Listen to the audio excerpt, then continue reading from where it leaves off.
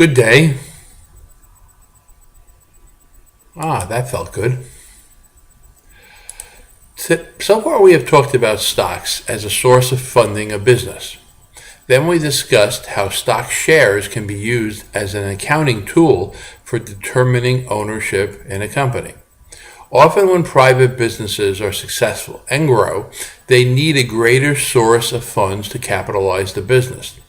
They can reinvest profits into the company, assuming there are some.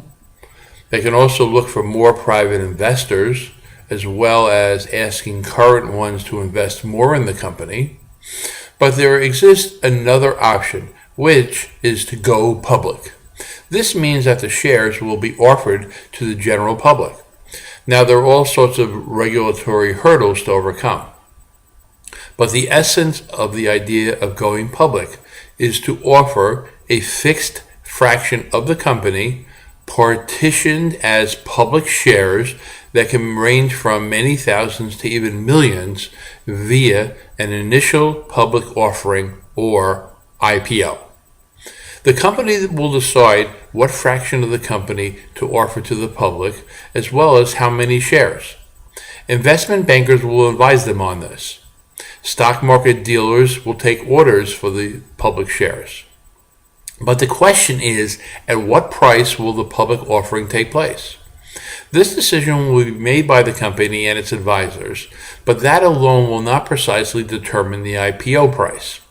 The quote market will determine that. The term market refers to the aggregation of all those participants in the support of the product under question. This would be the case for the market for compasses or cars or homes. And it's certainly the case for the stock market, which refers to all those who would potentially buy and sell shares of stock. So the stock market participants would express favorable interest in an IPO with its parameters by placing orders for the IPO. If the market demand is very robust, the company might try to raise the IPO price. If the demand of the prospective IPO price is weak or soft, the IPO price might have to be lowered. The goal is to come up with a price that both satisfies the buyers and also brings needed capital into the company. The sale of an IPO is often referred to as a primary market transaction, when new securities are created and sold to the general public. After the IPO is complete, these shares then can trade among market participants themselves via a stock market exchange.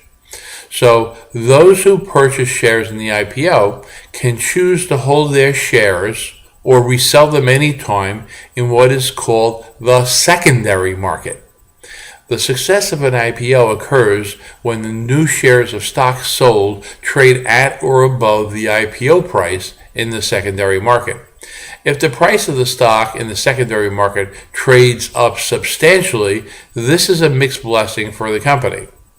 First, there's the feeling that the company left something on the table in terms of capital raised, because if the demand is so great for the secondary shares, then the IPO price could have been higher, meaning more capital for the company.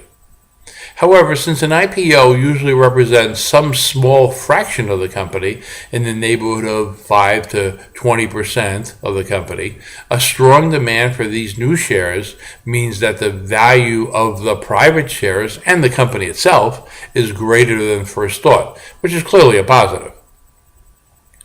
In addition, a well-received IPO portends more support and demand for future stock offerings by that same company. Now, in the case where the secondary stock trades a lot lower than the IPO price, see Facebook, for example, although it might seem good that the company accrued more fresh capital than it should have, there are two bad sides to this. One is that the lower price means a lower valuation for the private shares of the company itself. Secondly, disappointed investors in this IPO often results in less support for future stock offerings by that same company.